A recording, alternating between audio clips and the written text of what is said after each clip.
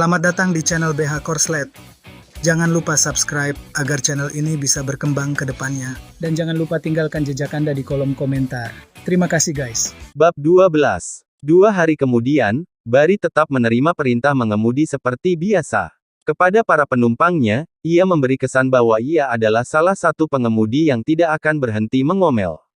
Tidak peduli siapa yang ada di dalam mobil, ia dapat berbicara kepada mereka dengan antusias. Polisi mendatangi semua teman di sekitar Bari, termasuk teman-temannya yang makan bersama dengannya pada malam kejadian. Tentu saja, mereka tidak mendapatkan apapun dari penyelidikan ini. Mereka adalah orang-orang yang langsung menelepon Bari setelah didekati polisi dan menceritakan semuanya kepadanya melalui WhatsApp dan telepon. Sementara itu, Davina telah meminta petugas forensik untuk melakukan tes narkoba dan dipastikan bahwa ada residu ether di tubuh almarhum. Berita ini disampaikan kepada Bari.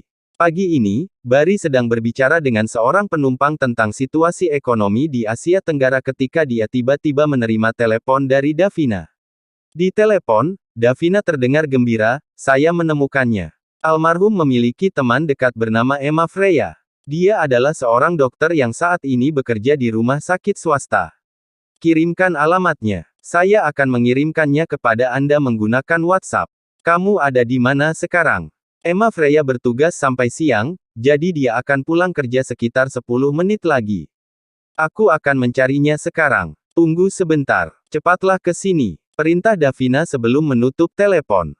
Di ujung telepon yang lain, Davina memegang nomor tiket di tangannya saat dia berdiri di lobi rumah sakit tempat orang-orang terus datang dan pergi.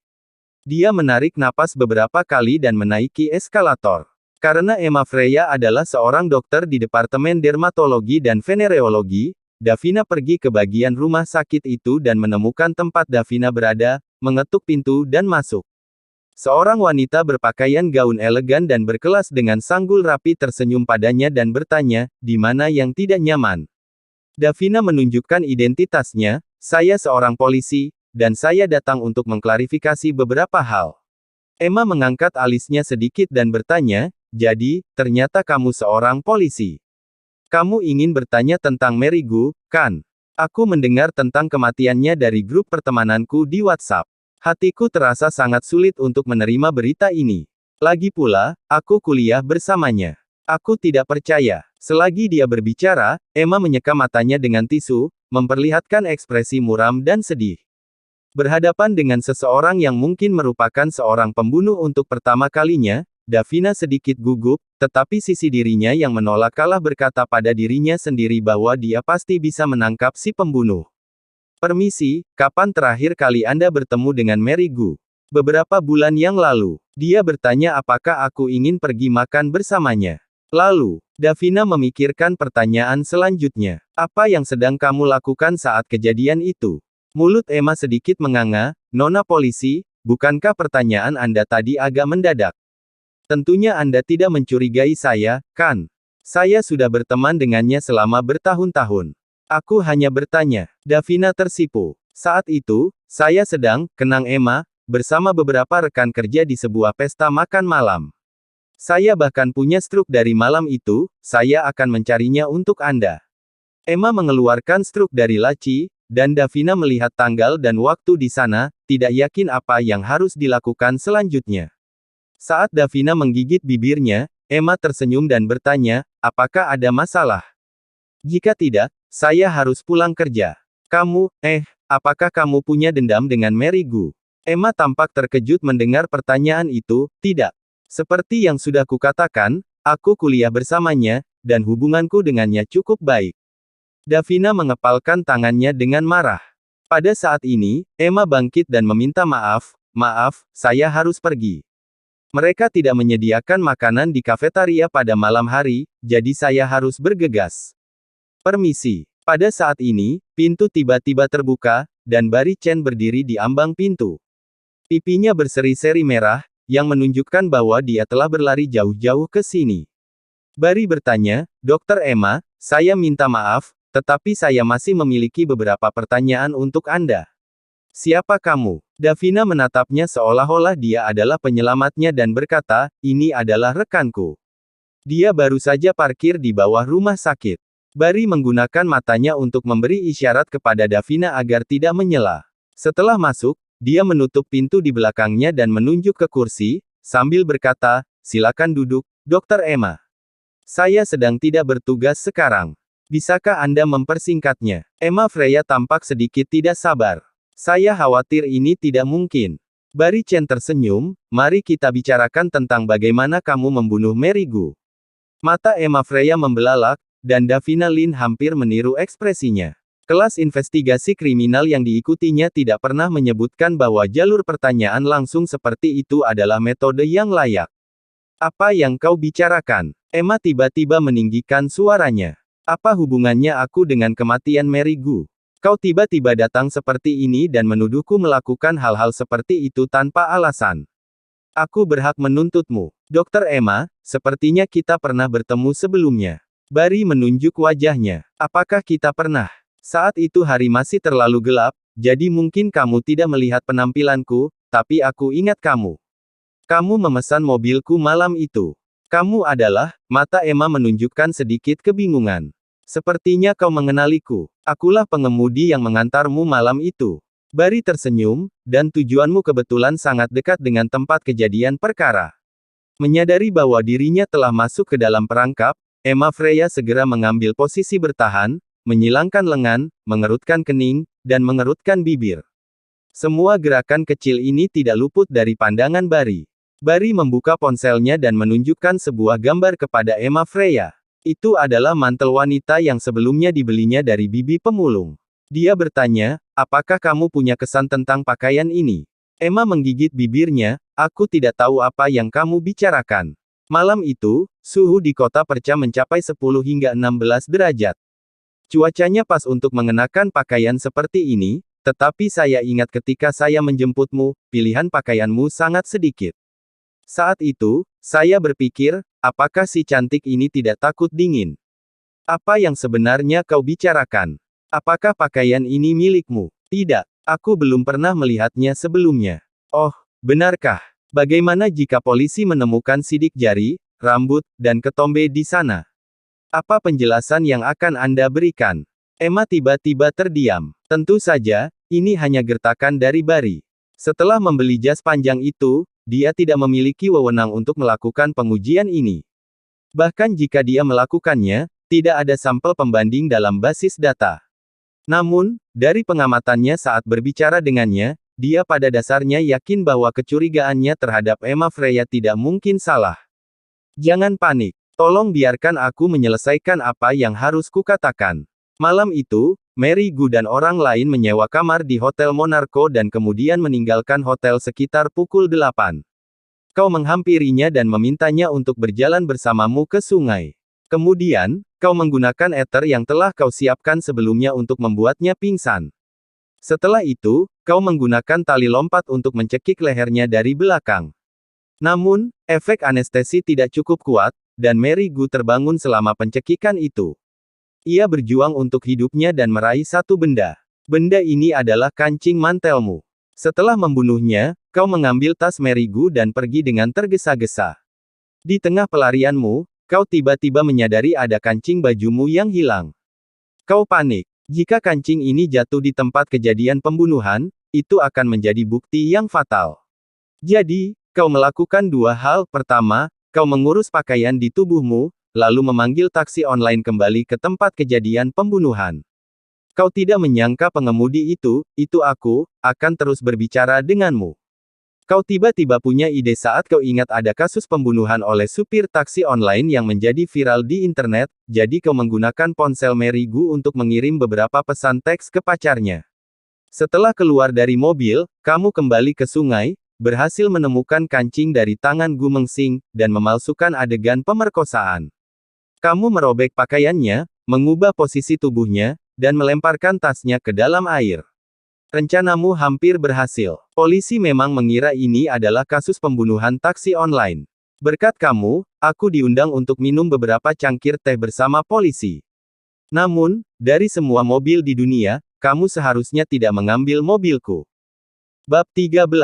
Setelah Barry Chen selesai berbicara, Emma Freya menjadi bingung, dan dia berdiri sambil berteriak, "Kamu menahan darah di mulutmu untuk disemprotkan padaku.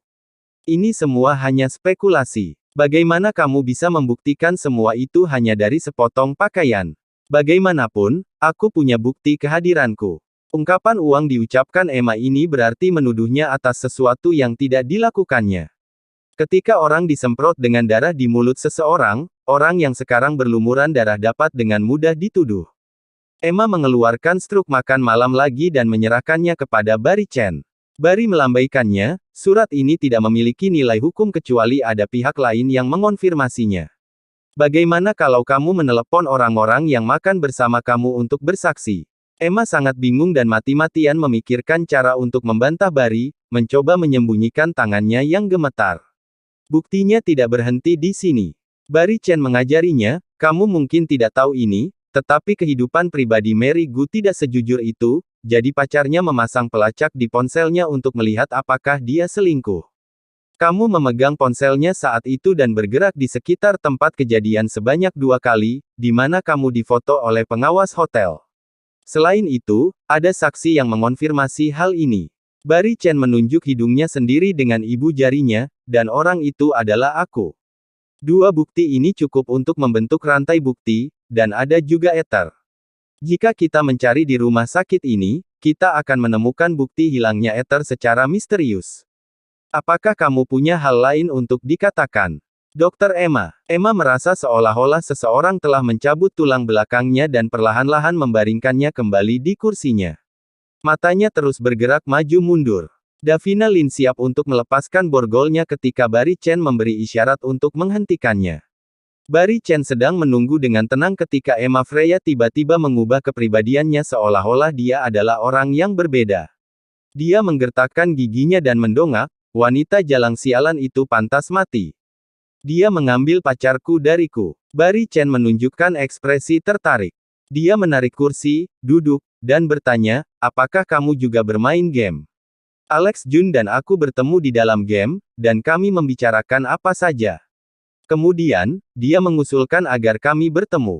Aku tidak pernah punya pengalaman bertemu seseorang dari internet, jadi aku membawa Mary Gu untuk menemuinya bersamaku untuk berjaga-jaga.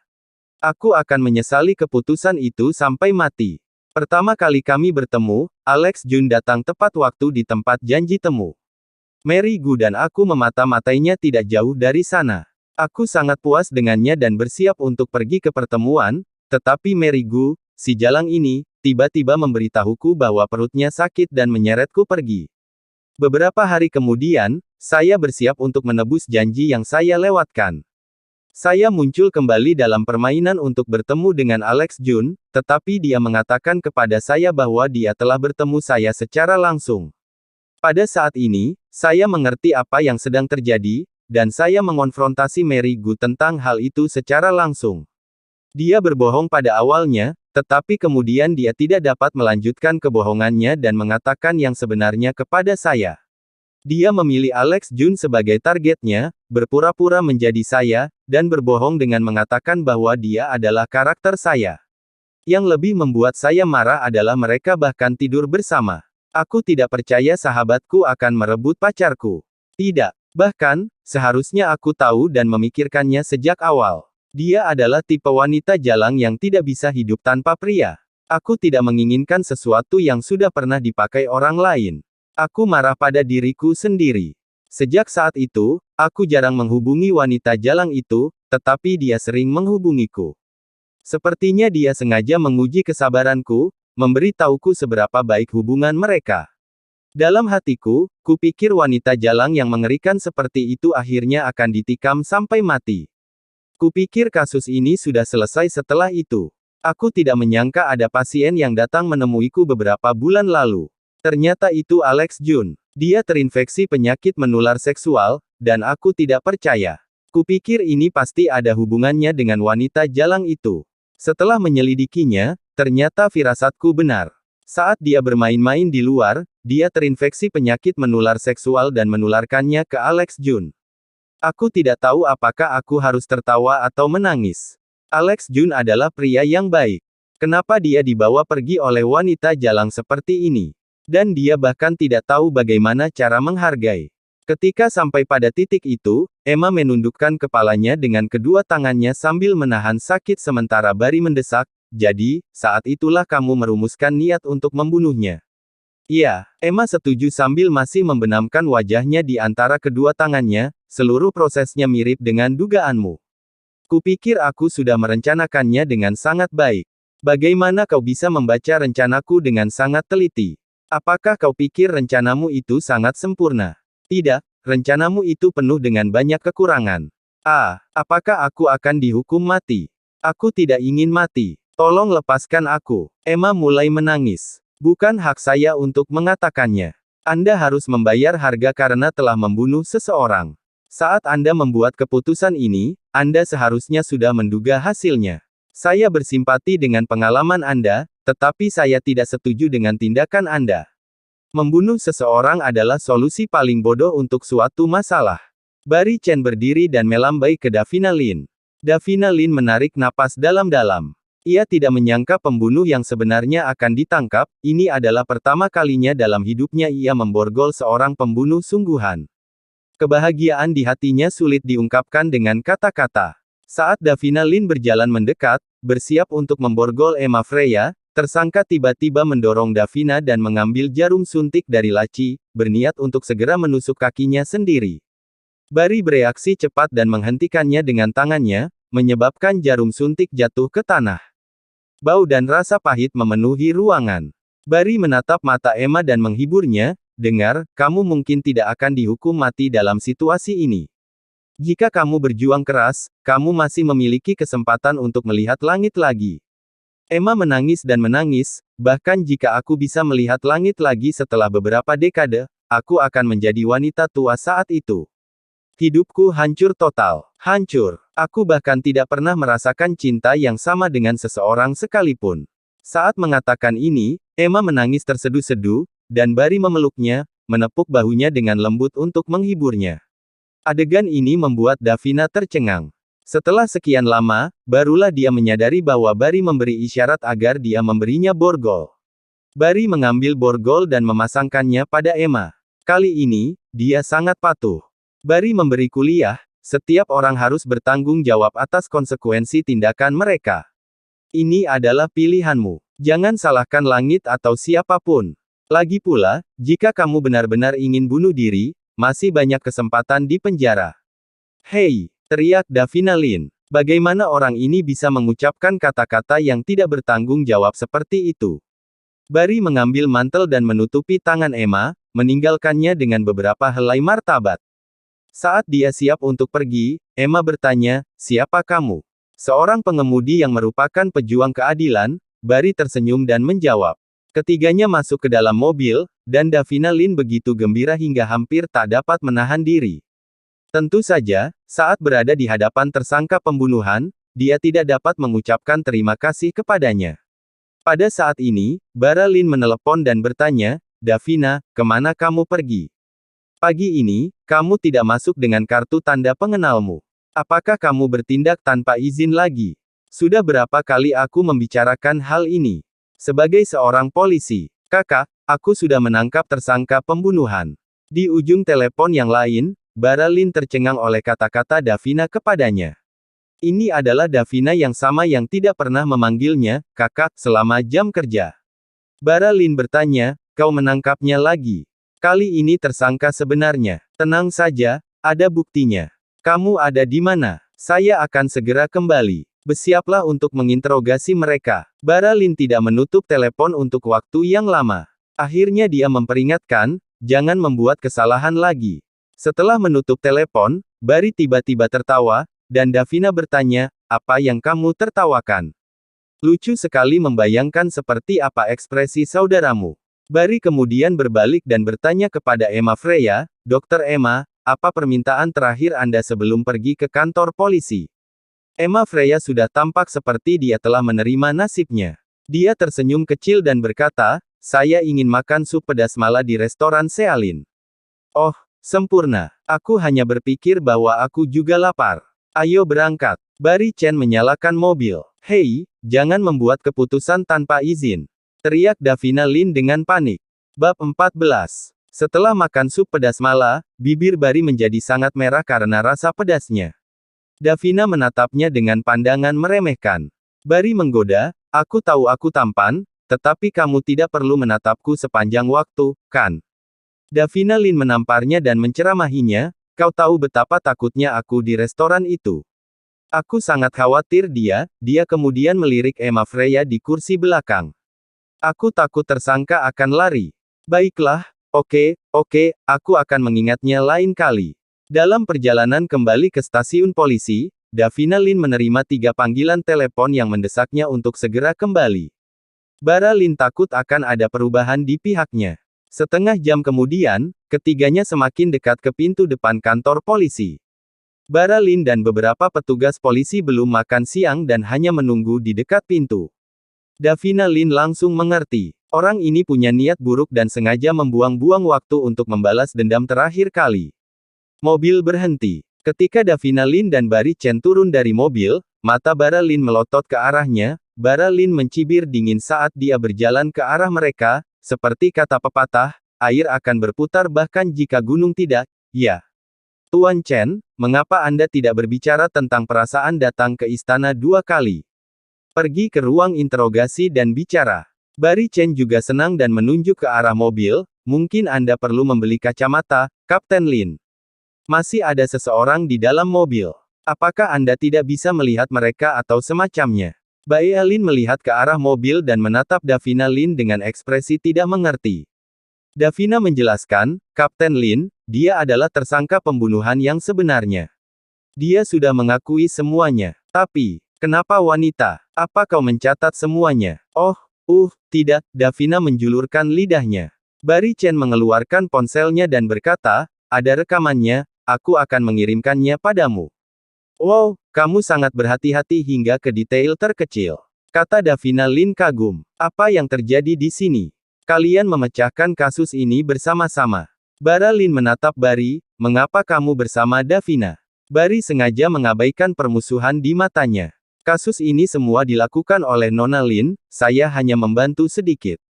Kapten Lin, saya pikir Anda biasanya mengabaikan kemampuan adik Anda. Intuisinya cukup tajam. Saya jamin Anda akan merasa kalah dari adik Anda setelah kasus ini ditutup.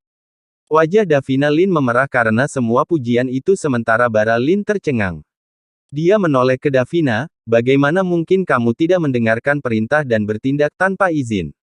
Tidak akan terjadi lagi, tidak akan terjadi lagi. Davina tersenyum. Cukup 1 kali, tunggu hukumannya. Bara Lin berkata dengan wajah serius.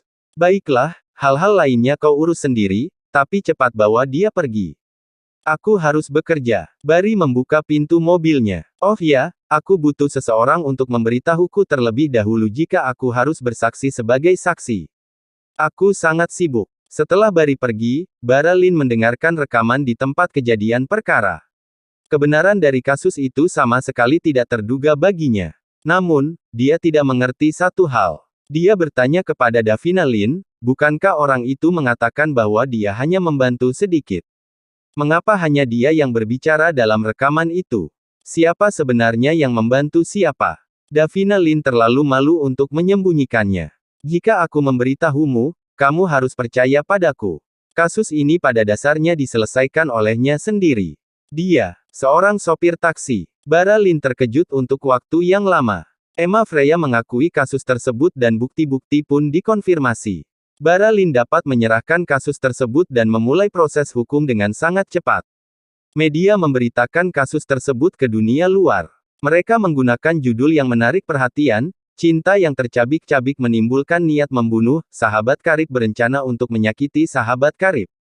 Tentu saja, tidak disebutkan nama Bari Chen, tetapi disebutkan bahwa mereka memecahkan kasus tersebut, dengan bantuan warga sipil yang baik hati.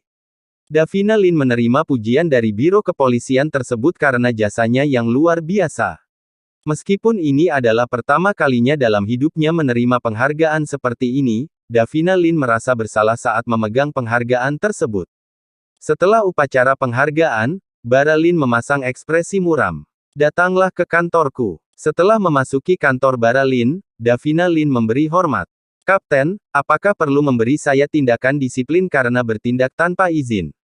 Tindakan disiplin. Wah, prestasimu luar biasa. Kapolres bahkan memberimu penghargaan. Kalau aku menghukummu, tidakkah orang akan bilang aku kurang ajar? Lalu mengapa kamu mencariku? Saya ingin memahami satu hal. Siapa orang itu? Bagaimana mungkin seorang pengemudi tanpa pelatihan profesional dapat memecahkan kasus ini?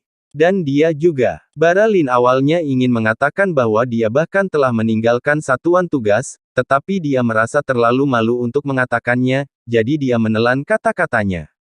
Sebenarnya, menurutku dia seorang profesional. Pengetahuannya tentang investigasi kriminal sangat tinggi. Aku bahkan berpikir dia mungkin polisi yang menyamar.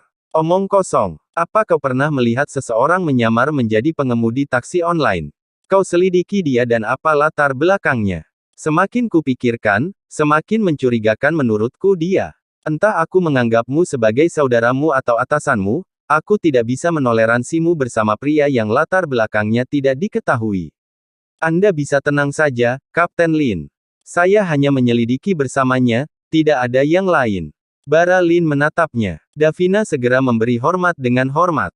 Saya akan memeriksanya sesegera mungkin. Dan, Baralin melembutkan ekspresinya seperti seorang atasan yang berbicara kepada bawahannya. Minggu ini, kamu akan pergi kencan buta. Hah? Mulut Davina Lin menganga lebar. Apa maksudmu kencan buta? Omong kosong, menurutmu apa maksudnya? Bibi yang mengaturnya untukmu. Bagaimana mungkin aku bisa menolaknya? Jadi, kau mengkhianatiku. Kamu sebaiknya mengikuti saja alurnya. Mengapa kamu tidak pergi sendiri? Davina Lin tampak enggan. Adik, tolong bekerja samalah sedikit. Benarkah? Apakah dia pikir aku tidak akan bisa menikah? Orang-orang cukup baik untuk mengenalkanmu pada seseorang. Kamu tidak bisa begitu saja menolaknya. Benarkah?